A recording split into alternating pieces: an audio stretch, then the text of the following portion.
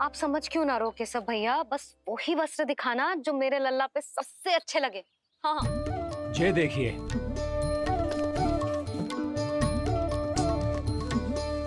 अभी तक एक में भी आनंद ना हो है केशव भैया, है कि नहीं नीलमणि? ये भी ना बोल रहे हो, आप और दिखाओ ना। इतने सारे वस्त्र पहनो तो कोई एक ही है ना यशोदा? हाँ, किंतु छांटना तो पड़ेगा ना, सबसे अच्छा वाला पहनाना है कि ना?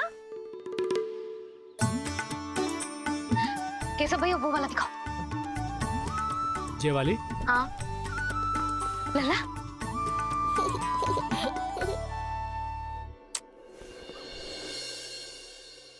हर माँ की इच्छा होती है कि वो अपने पुत्र को षष्ठी उत्सव के दिन सबसे अच्छे वस्त्र पहनाए। किंतु क्या ये वस्त्र उसके नाप का है? हमें तो ये भी नहीं पता कि वो कितना बड़ा हो गया, कैसा दिखता है।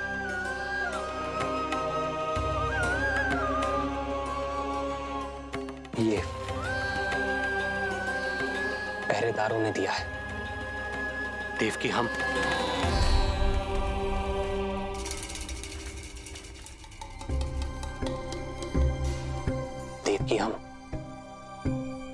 बंदी गृह में नहीं है, किंतु सच तो यही है, हम कंस के बंदी हैं। काश कोई उपाय होता, किसी प्रकार हमारा पुत्र तुम्हारे सिले ये वस्त्र पहन पाता। काश।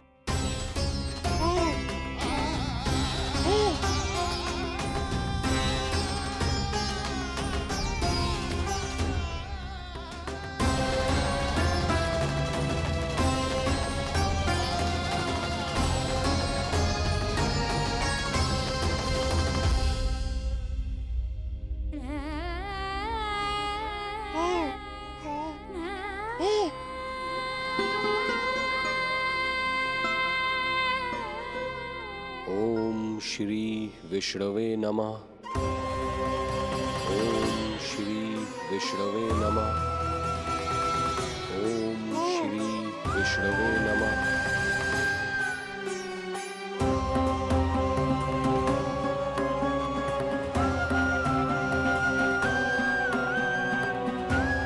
हमें तो ये भी नहीं पता कि वो कितना बड़ा हो गया, कैसा दिखता है।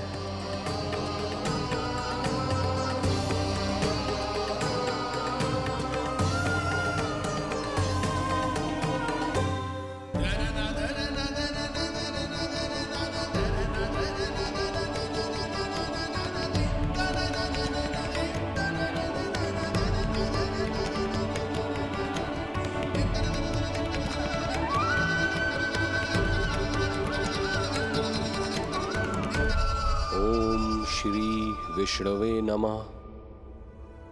ओम श्री विष्णवे नमः।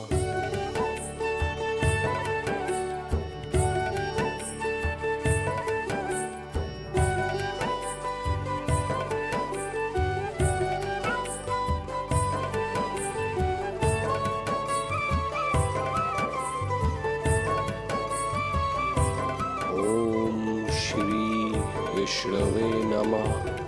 ओम श्री विष्णवे नमः।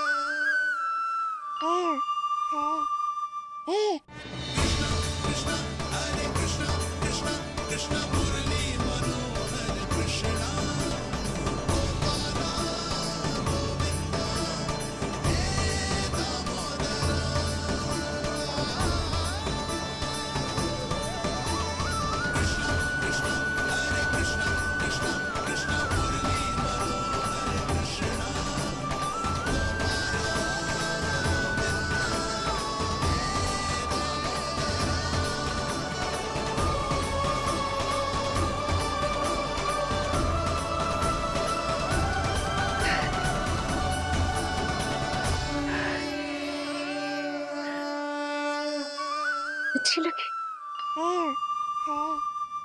लल्ला जी, अच्छी लगी। यशोदा, ये सब क्या है? नारायण का धन्यवाद जो आपको भेज दियो भाभी। एक वस्त्र के चुनाव में सुबह से दोपहर हो गई। अब मैं तो उचित चुनाव में सहायता कर ना पायो, परंतु आप अवश्य कर दोगी, पूरा भरोसा है मुझे। मैं चलता हूं।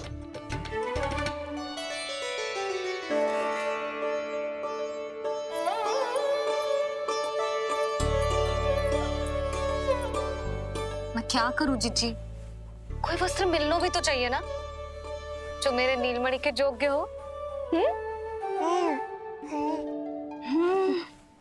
समस्या तो गंभीर है। किंतु महारानी जी, इससे अच्छे वस्त्र आपको पूरे मथुरा मंडल में और कहीं नहीं मिलेंगे। चिंता की कोई बात नहीं है, हम ऐसे वस्त्र ढूंढेंगे जो हमारे राजकुमार को बहुत अच्छे लगे, है ना नीलमणि?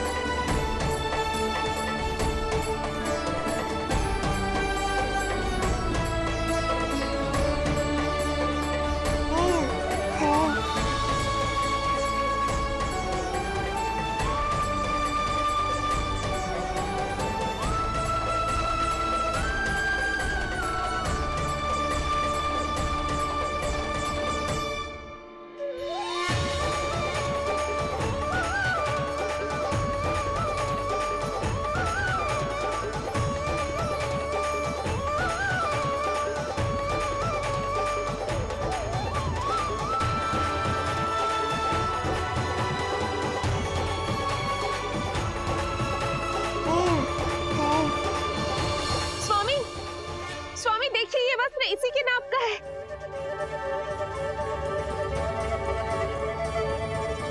ये बिल्कुल सही नाप है स्वामी।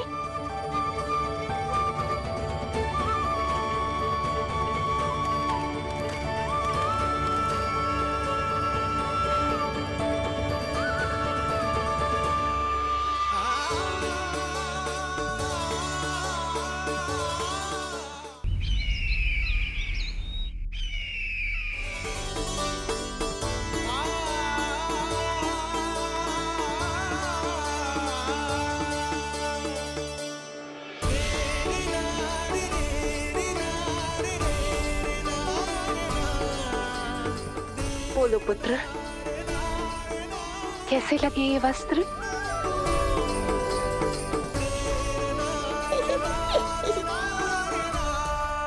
हम नीलमणि से ही पूछ लेते हैं। बताओ लल्ला, तुम्हें कौन से वस्त्र अच्छे लग रहे हैं? बताओ। हाँ, बस एक बार संकेत दे दे लल्ला।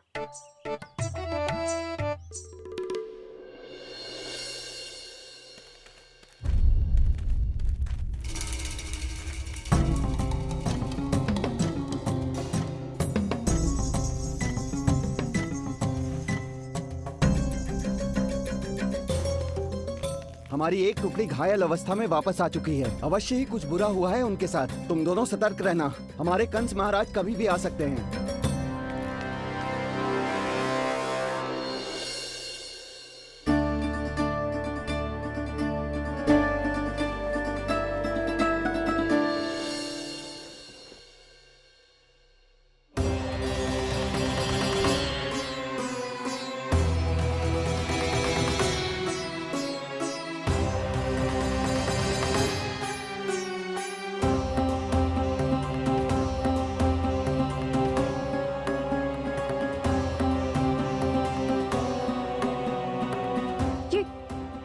ये वस्त्र कहाँ गए?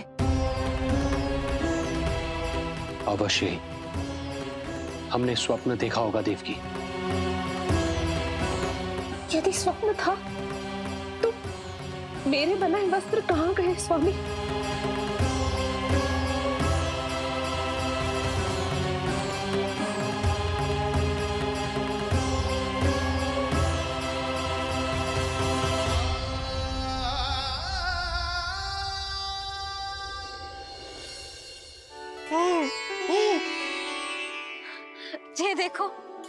लग तो है इसने स्वयं ही अपना वस्त्र चुन लियो है।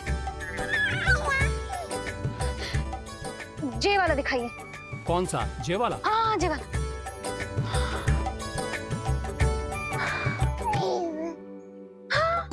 अब उठाया है आपने सही वस्त्र। क्या केशव भैया, तब से जो सिली हुई पोशाक रखो है आपने, और हमें तब से आप पूरा वस्त्र दिखा रहे थे।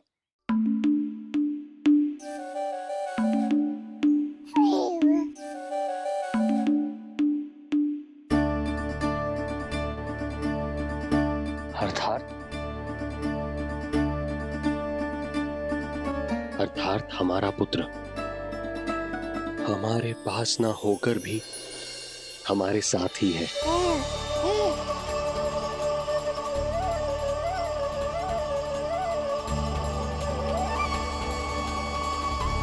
सही कहा स्वामी, हमारे पुत्र को मेरे बनाए गए वस्त्र पसंद आए।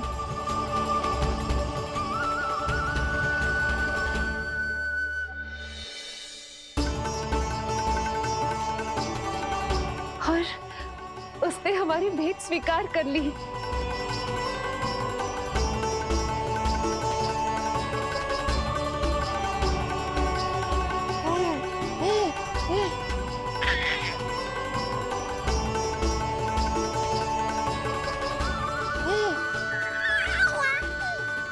आपकी लीला अद्भुत है प्रभु। ये लीला मेरी नहीं देवी, मां की ममता की है।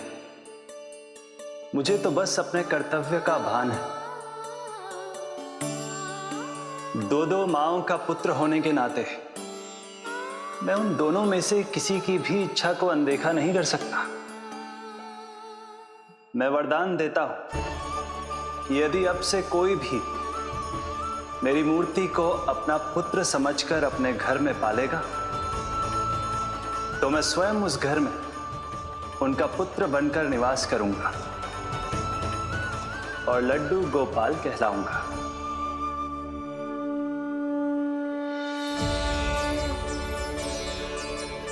प्रभु, आप जहां होंगे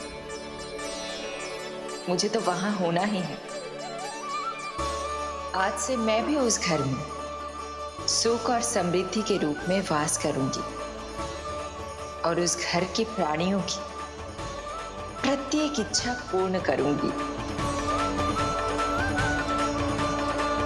मैं बहुत प्रसन्न हूँ आज, क्योंकि मेरी मैया भी प्रसन्न है और माँ भी।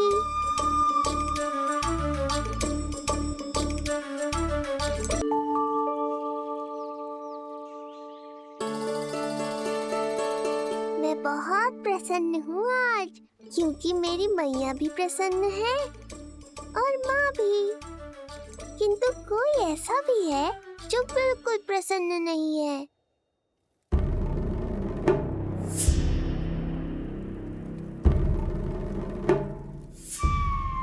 किसने की तुम सबकी ये अवस्था? किसकी मृत्यु ने पुकारा है उसे? उत्तर दो।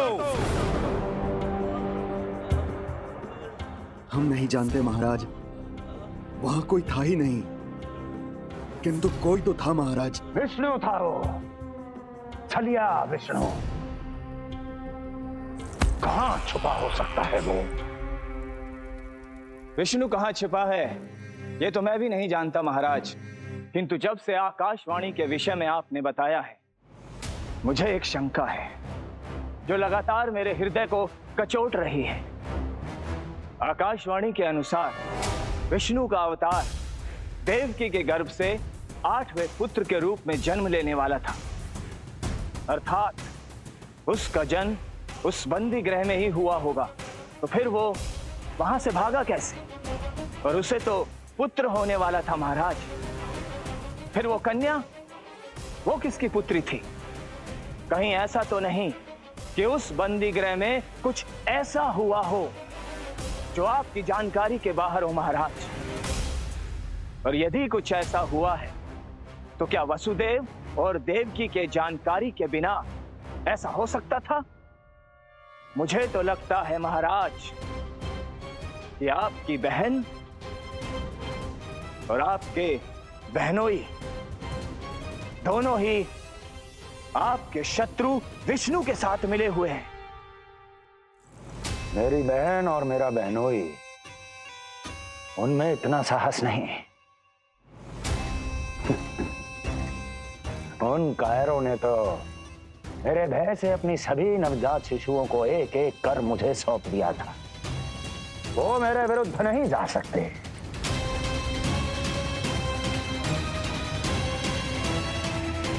ये सारा प्रपंच उस विष्णु का रचा हुआ है। हमें उसे ढूंढना ही होगा। सैनिकों को गांव-गांव भेजकर हमें अपना समय व्यर्थ नहीं करना चाहिए महाराज। हमें तो केवल अपनी खोज को केंद्रित करना होगा। अपनी रणनीति को बदलना होगा हमें महाराज। क्या सुझाव है तुम्हारा नरकासुर? स्त्री, पुरुष, युवा, वृद्ध, इन सभी के प्राण लेने आवश्यक नहीं है महाराज। मैं तो कहता हूं हमें केवल उन शिशुओं को मृत्यु के घाट उतारना चाहिए जिनकी आयु 10 दिन से कम है।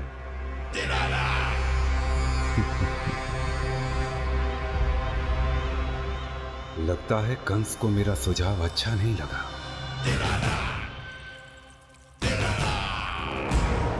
क्रोध काम लोभ मद मोह मत्सर, क्रोध काम लोभ मद मोह मत्सर, क्रोध काम लोभ मद मोह मत्सर, क्रोध काम लोभ मद मोह मत्सर, क्रोध काम लोभ मद मोह मत्सर, क्रोध काम लोभ मद मोह मत्सर।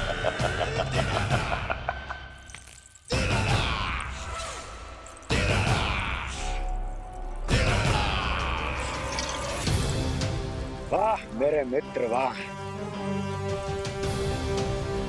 व्यक्ति की सफलता और असफलता दोनों ही उसके मित्रों पर निर्भर करते हैं, और जिसके तुम जैसे हितैषी हो उसका कोई अहित नहीं कर सकता।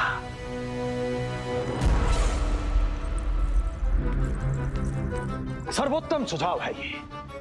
यदि हमें उस विष्णु को रोकना है तो 10 दिन से कम आयु के सभी बालकों के प्राणों को हरना होगा। अब बस हमें यह सोचना है कि इस कार्य को करने के लिए हम में से सबसे अधिक उपयुक्त कौन होगा। होगा नहीं महाराज, होगी। इस कार्य के लिए हमें एक स्त्री चाहिए, एक ऐसी स्त्री जो शिशुओं को अपना भोजन बनाने के लिए विशेष रुचि रखती हो।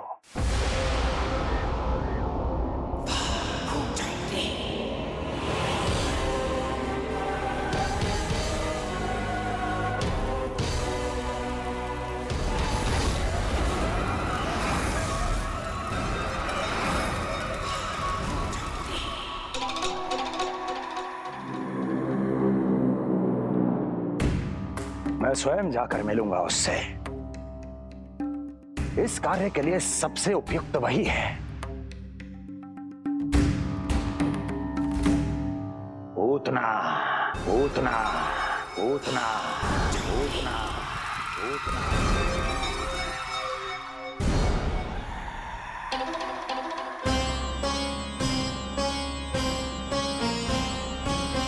पूतना पूतना।